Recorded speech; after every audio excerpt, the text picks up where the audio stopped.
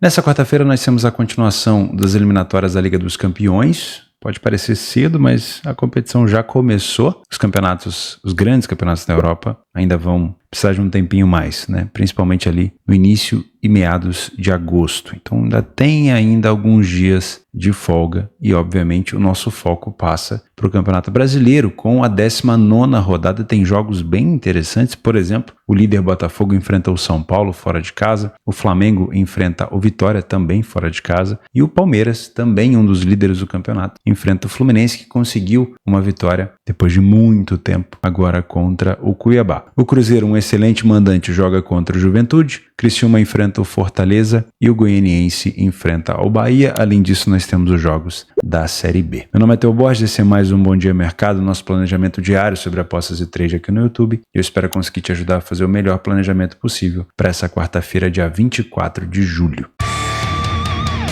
Vamos começar o nosso planejamento por ordem de horário e no Campeonato Brasileiro, tá? O Criciúma enfrenta o Fortaleza dentro de casa num jogo extremamente parelho. Vamos dar uma olhada na tabela de classificação. O Criciúma ocupa aqui, nesse momento, a 15ª colocação. 2 pontos de diferença em relação ao Vitória, que é o primeiro time da zona de rebaixamento. Então dá pra gente dizer ali que ele tá embolado, né? O time do Fortaleza, que é um excelente mandante, não tem um excelente desempenho como visitante. Teve apenas 2 vitórias. Inclusive tem um saldo de -6 fora de casa, né? Então é uma equipe que não tem tanta facilidade. De melhor mandante da competição, passa para um visitante mediano para baixo, né? Nos últimos jogos, o time do Criciúma em casa venceu o Cruzeiro, empatou com o Fluminense, empatou com o Internacional, venceu o Botafogo, líder, e empatou com o Bahia. Ou seja, há 5 partidas o Criciúma não perde. Isso é importante. Fora de casa,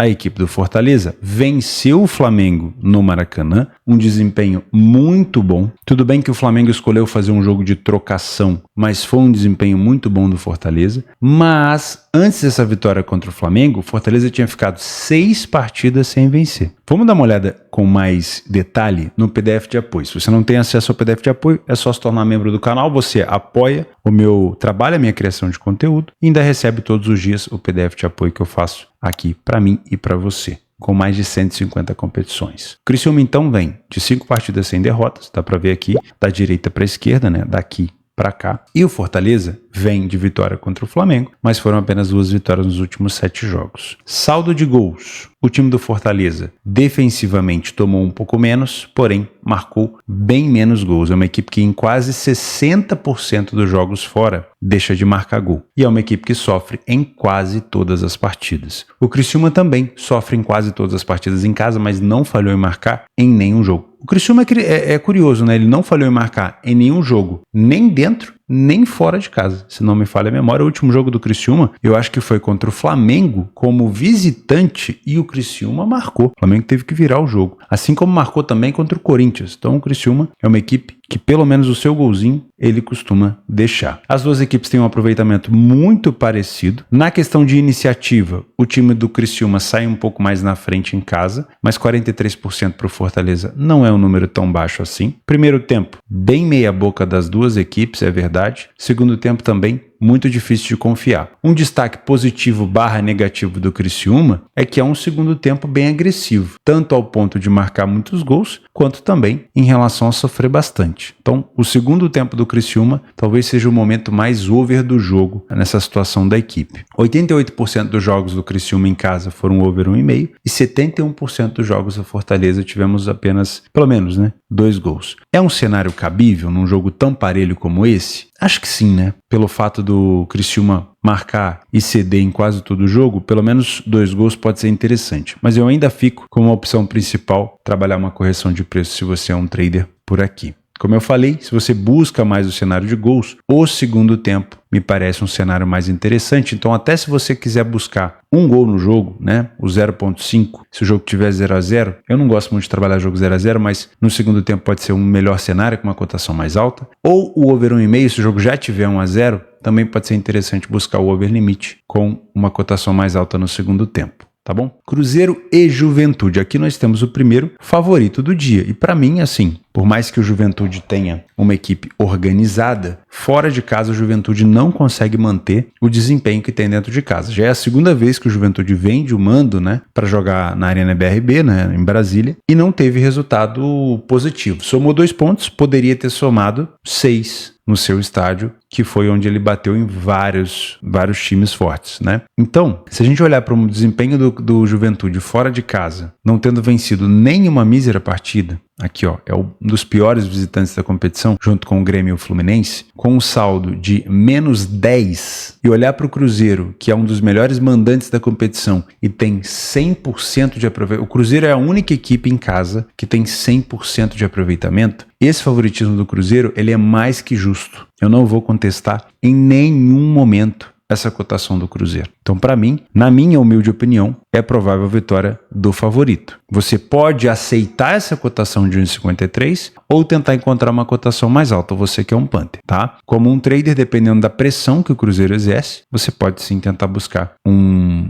momento ali de estabilidade do preço. Se você olhar aqui no PDF de apoio, você consegue perceber que, olha isso, 100% de vitória, 86% dos jogos o Cruzeiro sai na frente do placar, não falhou em marcar em nenhum jogo e em quase 45% ele não sofreu. O Juventude não saiu na frente em nenhuma partida fora, sofreu gol em todos os jogos, porém tem uma facilidade também de encontrar um golzinho fora. Não são tantos, né? Mas tem uma facilidade. Por si só, já me parece também uma possibilidade de a gente ver aqui pelo menos 2 gols, tá bom? O Cruzeiro precisa de bem menos finalizações no alvo para marcar um gol. Tem um primeiro tempo muito mais sólido. E a gente pode até tentar pensar, quem sabe, numa vitória do Cruzeiro no primeiro tempo, se você é uma pessoa mais ousada. Já o segundo tempo do Juventude é bem mais agressivo. 71% dos jogos do Cruzeiro em casa foram over 2,5. Né? E 100% dos jogos do Juventude fora foram over 1,5. Então o cenário de 2 gols é um cenário bem plausível e com uma cotação mais alta me parece bem interessante, tá bom? Para mim é um favorito claro aqui, né? Um favoritismo claro do Cruzeiro, e qualquer coisa que não seja uma vitória do Cruzeiro vai ser mérito do Juventude e uma decepção do melhor mandante da competição. São Paulo e Botafogo, mais um jogo parelho, já vou marcar aqui como correção de preço inicialmente. A gente tem o São Paulo que empatou jogando em Brasília como visitante contra o Juventude. Com todo respeito, acredito que o São Paulo poderia ter apresentado muito mais, porque ele teve a chance de enfrentar o Juventude longe do seu estádio, do estádio do Juventude no caso, onde o Juventude é extremamente forte, assim como o Galo vacilou em não ter vencido o Juventude. É mérito do Juventude de segurar o empate? Também, mas é um demérito da equipe que consegue tirar o Juventude do seu campo e, obviamente, não consegue vencê-lo. O Flamengo foi lá, perdeu para o Juventude. Outras grandes equipes foram lá, perderam para o Juventude. E assim vai ser se o Juventude voltar a jogar por lá, como deve fazer. Então, a oportunidade apareceu, São Paulo e Galo não aproveitaram. Inclusive, o São Paulo poderia ter perdido num frango do Rafael, mas o juiz acreditou que a bola tinha batido na mão do jogador do Juventude. Lance, obviamente, polêmico. Mais um aqui no cenário brasileiro. O Botafogo vem de vitória contra o Internacional dentro de casa, aproveitou ali um momento onde o Inter estava, né, entre Sul-Americana e Brasileiro, e vem a vários jogos vencendo de maneira seguida e também com um empate importante no Clássico. Venceu o Bragantino, empatou com o Vasco, venceu Cuiabá, Galo, Palmeiras, Vitória e Internacional. Então é um time do Botafogo muito sólido, muito sólido. Das últimas vezes que eles se enfrentaram, o Botafogo empatou lá em São Paulo 0-0, venceu no Rio 2-1, foi no ano de 2023, o ano passado. Ano que o Botafogo teve muito bem no início, mas acabou não ficando com o título. E, se a gente buscar mais histórico, olha isso daqui. A última vitória do São Paulo contra o Botafogo, em todos os aspectos, dentro e fora, foi em 2020. O Botafogo, da última vez que esteve lá, da penúltima, né, venceu por 1-0. Então não me parece um cenário muito ruim pensar numa dupla chance do Botafogo ou até mesmo cogitar um handicap a favor do Botafogo, porque o São Paulo, mesmo sendo um mandante muito bom, pega um visitante à altura. e essa cotação do São Paulo pode estar um pouco exagerada, tá bom? O São Paulo não tem uma iniciativa maior que o Botafogo, ou seja, o Botafogo sai mais na frente do placar do que o São Paulo, isso fora de casa, comparativo com o São Paulo em casa. O Botafogo marcou em todos os jogos fora e ficou sem tomar gol em poucos jogos, é verdade, mas não falhou em marcar em nenhum jogo. São Paulo também falha pouco em marcar, tem o mesmo número de gols marcados do Botafogo, mas tem uma defesa um pouco mais sólida. Botafogo precisa de menos finalizações no alvo para marcar um gol, isso pode indicar que, caso o São Paulo precise buscar uma recuperação ou queira jogar de maneira propositiva, o Botafogo pode ser mais perigoso no contra-ataque. O primeiro tempo do Botafogo não é tão bom, apesar de ser um time com muita iniciativa, ele não venceu nenhuma primeira etapa, isso aqui dá um favoritismo para o São Paulo no início do jogo, mas o segundo tempo do Botafogo é superior, tá? Então é um tempo do São Paulo, um tempo do Botafogo, por isso eu acho que essas cotações elas estão muito espaçadas, elas poderiam ser um pouco mais próximas, tá? 67% dos jogos do São Paulo, foi over 1,5 e 78% do jogo do Botafogo fora foi over 1,5. São números altos, mas sinceramente eu prefiro não pensar em gols por aqui, porque nos últimos 4 confrontos, 5, a gente teve over 2,5, o restante foi 0-0, 1-0, 1-0, 1-0. Então eu vou ficar de fora do mercado de gols. Para mim, com essa cotação, o São Paulo sendo favorito, ele pode se complicar, tá? Para mim, o Botafogo ele tem plena condição aqui de complicar a vida do São Paulo. E o São Paulo vai ter que melhorar bastante do que fez contra o Juventude, tá bom? Vitória e Flamengo. Favoritismo do Flamengo por aqui. O Vitória está dentro da zona de rebaixamento e o Flamengo dentro do G4, né? O Flamengo continua sendo um dos melhores visitantes da competição, com apenas uma derrota pro Juventude fora de casa, né? É uma equipe com um saldo muito bom, de 8 gols. Se não me engano, o Flamengo tem o melhor ataque da competição, é verdade, na frente do Botafogo. O Vitória, dentro de casa, venceu 3 partidas, não é pouco, mas perdeu 5. E o Flamengo, como eu falei,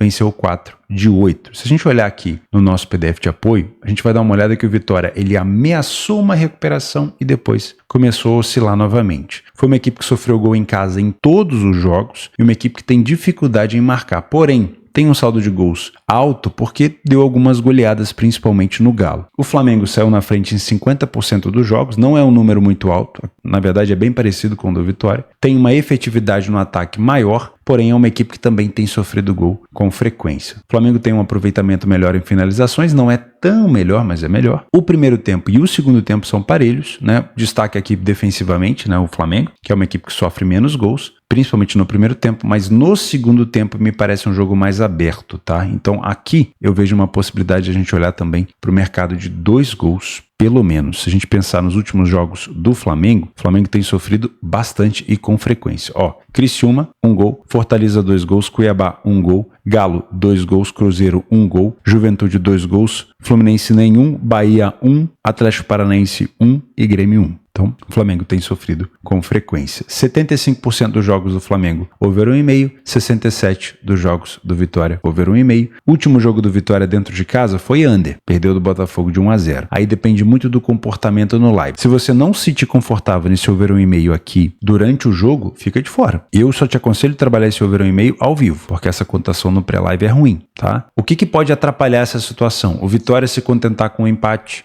jogando contra um dos líderes, ou o Vitória sair na frente e não optar pelo contra-ataque, ou o Flamengo sair na frente e não optar pelo contra-ataque. Tudo isso pode levar você a ficar de fora do over 1,5, que no caso, se tiver 1-0 para uma das duas equipes, vai ser o over limite, né? Não se obriga a fazer nada aqui. Não teve confiança, fica de fora. Agora, desvantagem de 2 gols, uma equipe indo para cima tendo contra-ataque, ou um jogo lá e cá o tempo todo ainda no 0-0, pode ser um cenário sim cabível para trabalhar gols. Para mim, o Flamengo no último jogo contra o Criciúma teve muita dificuldade, mesmo com a volta do Arrascaeta, do De La Cruz, do Cebolinha. E se jogar da mesma maneira que jogou, pode se complicar. Com todo respeito, tá? É um time que tem capacidade de vencer o Vitória? Sim. Mas se jogar o que jogou contra o Criciúma, pode se complicar. Para mim é um jogo para a gente pensar aqui numa correção de preço. Eu não abraçaria esse favoritismo no Flamengo com essa cotação. Se você quer muito trabalhar a favor do Flamengo, espera uma cotação mais alta ou, quem sabe, espera uma desvantagem do rubro-negro para pensar numa recuperação ou numa dupla chance. Tá? Atlético Goianiense e Bahia. Aqui é o jogo mais parelho do dia pelo mercado. O Bahia não conseguiu vencer o Corinthians, na verdade perdeu para o Corinthians, já vem numa queda bem forte o Bahia nos últimos jogos, né? O Bahia, para as equipes que estão ali em cima, já tem uma das piores defesas, né? 22 gols sofridos, é mais que o Cruzeiro, mais que o Bragantino, bem parecido com o Galo, que tem um saldo muito ruim, né? Muito próximo do Corinthians também. Então é uma equipe que tem feito gol, tem um excelente ataque, tem 3 gols a menos só do que o Flamengo, que é o melhor ataque da competição, mas tem sofrido muito. E quando a gente olha para o Bahia fora de casa, a gente consegue perceber que o Bahia é uma equipe que sofreu gol em todos os jogos. Então, por si só, a gente já começa a desconfiar por ali. Se o Bahia fosse defensivamente mais organizado, mesmo que fora de casa não tivesse um desempenho de vitórias tão grande, você ainda teria um favoritismo pelo estilo de jogo do Bahia, que é muito forte, de proposição de jogo. Mas com essa defesa tão vazada, é difícil acreditar, e o mercado demonstra isso, não adotando um favoritismo no Bahia. O Goianiense também é uma equipe que sofre gol em todos os jogos em casa, mas o ataque do Bahia é 2 vezes mais efetivo, né? Então, aqui pelo menos ofensivamente a gente pode confiar um pouco no Bahia. O Bahia precisa da metade de finalizações no alvo para marcar um gol fora de casa do que o Goianiense em casa. E se a gente colocar o Goianiense dentro de casa, vamos ser sinceros, uma equipe que não venceu nenhuma vez na sua casa, ele tem que ter um pouquinho de desconfiança, né? Então, se o mercado quisesse tomar partido, seria pro lado, obviamente, do Bahia. O primeiro tempo do Bahia é ruim, tem gols marcados bem a mais do que o Goianiense, mas também sofreu o dobro. No segundo tempo, o Bahia marca mais, mas também sofre uma quantidade muito alta. Não dá para confiar em nenhum desses dois momentos. O que me faz acreditar num possível jogo para gols. 100% dos jogos do Bahia fora tivemos 2 gols pelo menos, e 78% dos jogos do Bahia fora tivemos pelo menos 3 gols. Então, esse cenário de 2 gols me agrada bastante, com uma cotação mais alta, e eu não duvido de um 2,5. O desempenho do Goianiense ofensivamente me tira um pouco da vontade de pensar nesse ambas marcam. Porém, se você perguntar para mim se eu duvido, eu respondo que não. Eu não duvido que a gente tenha ambas marcam por aqui, tá? Então, para mim, é um jogo para 2 gols, para correção de preço, já que é um jogo extremamente parelho, e eu não duvido desse 2,5 também. Fluminense e Palmeiras. Fluminense conseguiu sua primeira vitória aí depois de vários e vários jogos. Se eu não me engano, foi a primeira vitória do Fluminense fora de casa? Não. Sim, foi sim. A primeira vitória do Fluminense fora de casa. Não está computado aqui ainda, mas foi a primeira vitória do Fluminense fora de casa. E agora o Fluminense joga dentro de casa contra a equipe do Palmeiras. Sinceramente, o Palmeiras é um visitante muito sólido. Tem mais vitórias do que derrotas, tem um saldo positivo, é um time muito organizado. O Abel está sempre reinventando ali o time, sai um jogador, entra outro, ele está sempre se organizando. E ainda não é um Fluminense confiável. Eu assisti o jogo do Fluminense com o Cuiabá inteiro e eu não senti que muita coisa mudou por ali. Algumas coisas se ajustaram, algumas coisas estão em processo de mudança, mas ainda não dá para cravar que mudou. Então não é porque o Fluminense venceu uma partida depois de muito tempo que a gente vai dizer, opa, a chave do Fluminense virou. Ainda não é por aí, mas já ajuda. Eu não acho que esse jogo aqui ele vai ser no Maracanã, porque o Maracanã tá trocando o gramado. Deixa eu ver onde é que tende a ser esse jogo aqui. É importante, eu tô fazendo esse planejamento junto com vocês, tá? Deixa eu ver para onde que vai ser esse jogo. Esse jogo vai ser no Maracanã. Felizmente para o Fluminense volta pro Maracanã, exatamente. Então, Fluminense no Maracanã contra o Palmeiras. Ponto positivo para o Fluminense, tá? Com uma cotação próxima de 4, a gente começa a pensar num cenário onde o Fluminense pode tentar segurar o Palmeiras. Problema, o Fluminense só venceu uma partida em casa, tá? Tomou gol em todo o jogo, tem um ataque relativamente forte em casa, não sei se forte é a palavra, mas é um ataque com média de mais de um gol por jogo, só que sofreu mais gols do que marcou. O Palmeiras ficou sem sofrer gol em 50% dos jogos, isso é muito forte. Porém, ofensivamente não é uma equipe tão agressiva, né? Poderia ser muito mais para um vice-líder da competição, fora de casa poderia estar marcando mais gols, não é esse o caso. Além disso, o Palmeiras vem de 3 jogos como visitante sem vitória. Se a gente pegar as últimas partidas do Palmeiras perdeu para o Botafogo, num dos melhores jogos do campeonato, é verdade, empatou com o Grêmio buscando uma recuperação e perdeu para o Fortaleza por 3-0. Talvez o Fortaleza aqui tenha sido o pior jogo. Agora, a recuperação contra o Grêmio e o bom jogo contra o Botafogo deixam sinais de que o Fluminense pode ter sim trabalho por aqui. Palmeiras precisa de menos finalizações no alvo para marcar um gol, mas ainda vai enfrentar um Fluminense que tem um bom primeiro tempo. E isso aqui pode contar bastante, né? Inclusive pode oferecer pra gente uma boa opção aqui para correção de preço. Afinal de contas, a cotação do Palmeiras é baixa. Se o Palmeiras não começar bem, a gente pode pensar num cenário de correção de preço aqui da equipe do Palmeiras. Porém, é 8,80, né? É água e óleo. O Fluminense é muito bom no primeiro tempo e péssimo no segundo. Então aqui o Palmeiras pode tentar aproveitar se estiver atrás do placar para tentar se recuperar, para tentar buscar um empate, uma virada. E até a gente pode pensar também num segundo tempo de mais oportunidades para gols. É claro que o Fluminense já demonstrou isso contra o Cuiabá, mesmo o gol tendo saído no final, que o foco é somar 3 pontos. Então o Fluminense na frente me passa um cenário de um jogo um pouco mais amarrado, tá? Se você quer pensar em gols por aqui, talvez o Palmeiras na frente do placar pode fazer com que o Fluminense saia para o jogo na frente da sua torcida e a gente possa ter um cenário de mais gols. Então, o over 1,5 me agrada, ou 2,5 até me agrada, se o Palmeiras estiver na frente do placar. Para mim,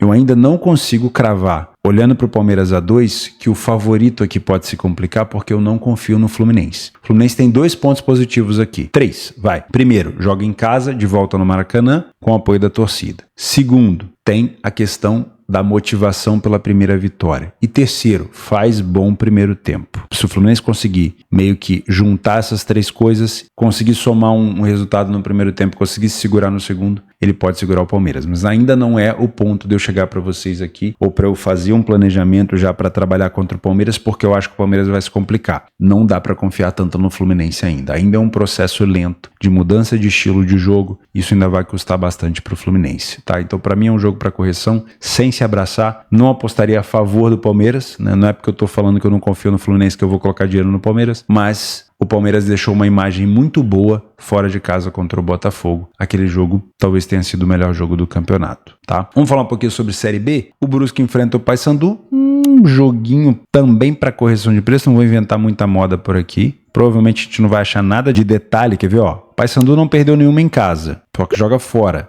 Fora de casa, o Paysandu tem apenas 2 vitórias em 8 jogos. Dá pra confiar? Não. O Brusque teve 2 vitórias em casa apenas, porém só perdeu uma. Tem uma defesa muito sólida. Será que parece um jogo pra under gols? Sim, né? Pelo menos o Brusque teve 21 gols sofridos, mas em casa só tomou 3. Então, pelo menos em casa, é um jogo que tende a ser um pouco mais under. Amazonas e Guarani. O Amazonas a gente já analisou algumas vezes. É uma equipe que tem uma agressividade no seu jogo, costuma abrir placar e recuar um pouquinho.